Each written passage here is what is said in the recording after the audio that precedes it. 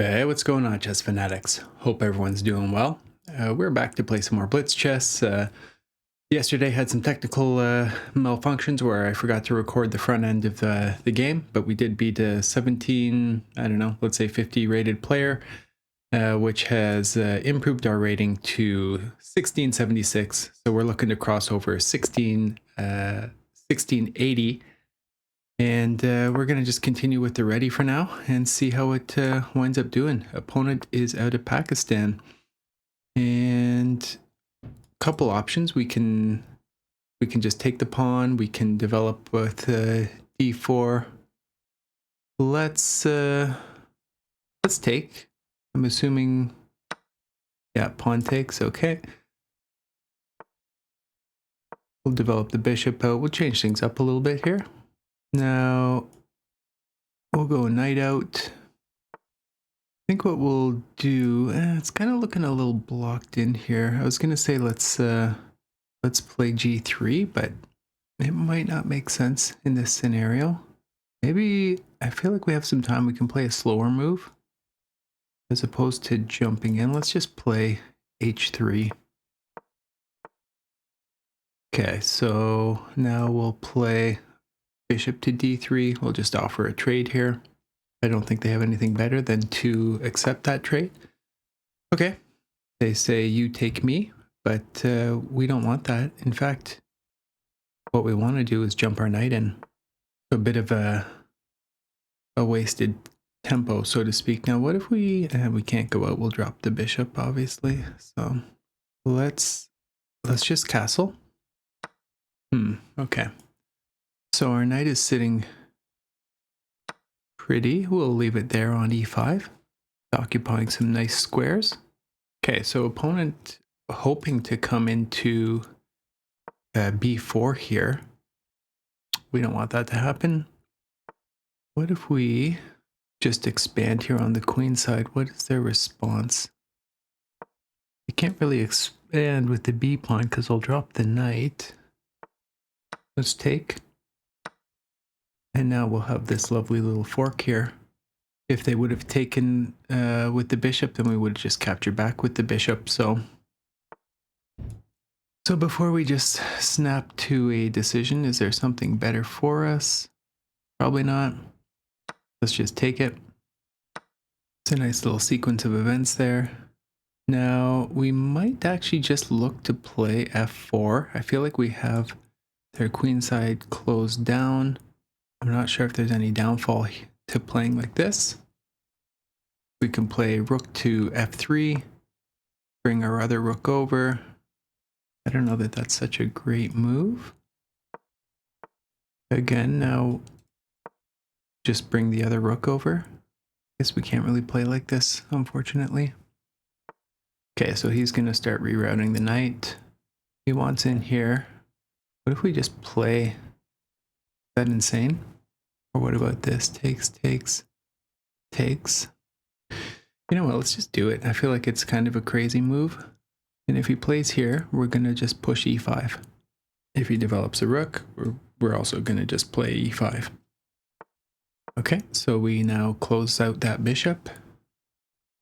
I mean, it can come over here, but it doesn't have a whole lot of scope, right? And now we are just continuing with our plan. Plan to expand. Now, if we threaten this, I don't think we're really missing anything. I think we have this nicely controlled. Can't access this square. The knight's doing a good job of holding that down. Now we're threatening moves like rook to h4. And of course, just playing f6. Okay, so he just trades that off. Now, what if we go here? Does he have any squares left?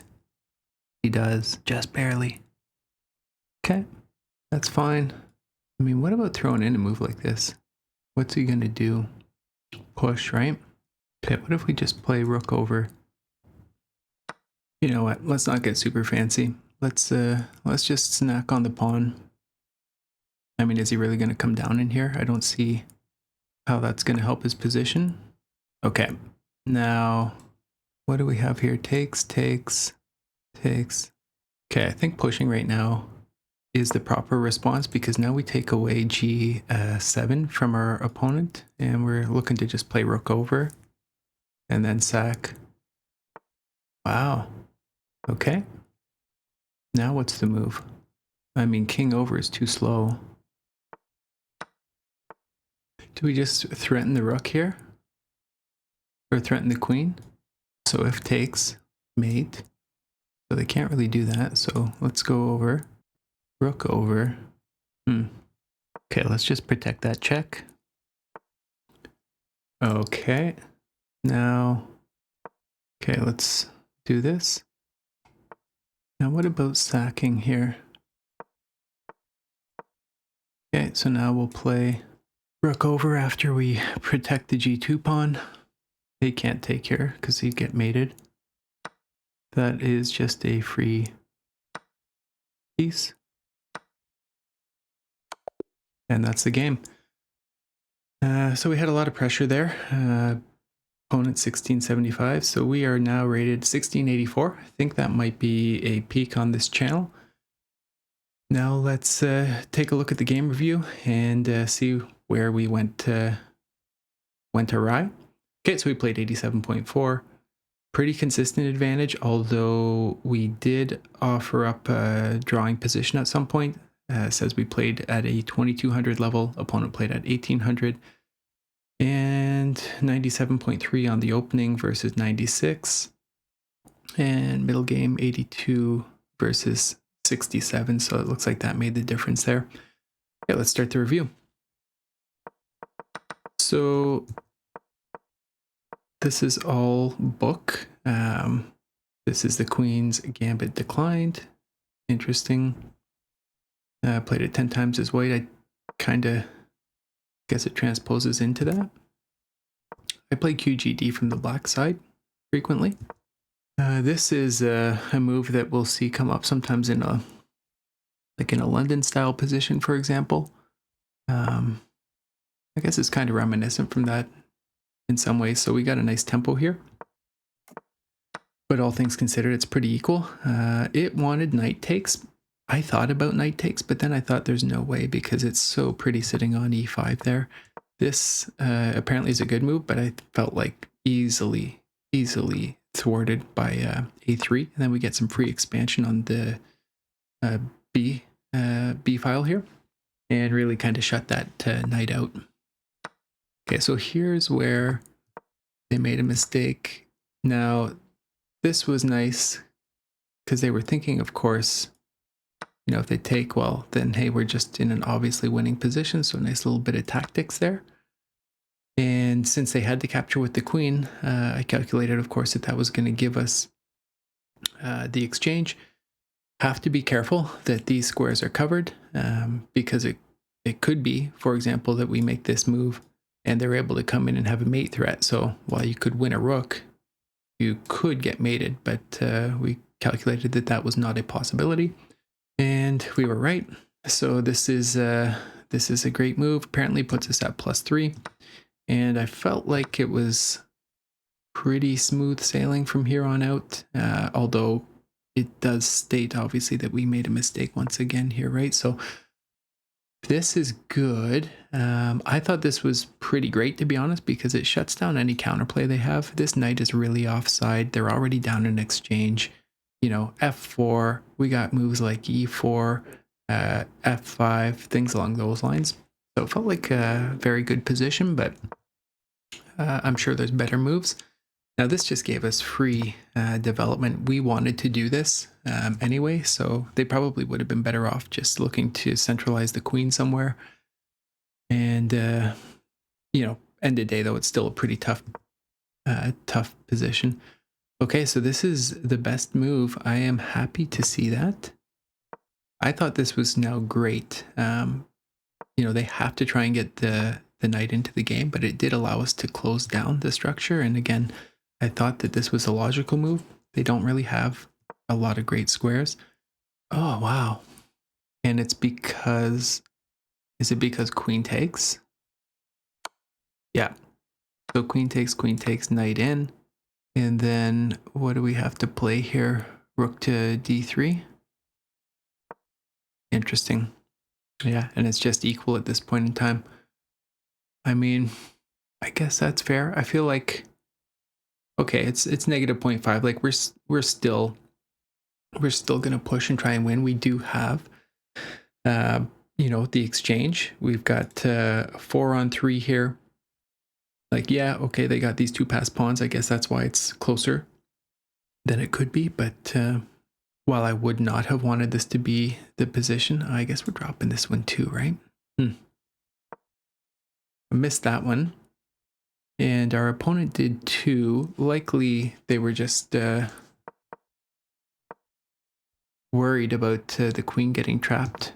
Now, I mentioned earlier, like this knight seemed offside, but it was doing a great job protecting this square. And let's see about this. Yeah, so this is best. Glad to hear that. I was calculating obviously some other moves, but I felt like, you know what, if they push, maybe they get some counterplay. Why even allow it? Now, here I thought, hey, they may want to get the queen back and, potentially have some squares. So if we just shut it down, they won't ever have that opportunity. Now it wants us to play king to h1. Here we go. I knew that they could try this, but they just wouldn't. It was too slow.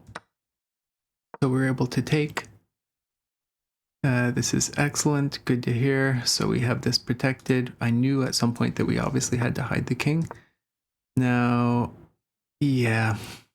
Okay, so this looks like a big miss here. Let's see all the moves. So it wants h2, which we wanted to play. And I see. Okay, so by playing h2 and then bringing the rook over, we're winning. At which case, like, yeah, this is just game over. Luckily, our opponent didn't spot it. Like, I wasn't super stoked about that inaccuracy.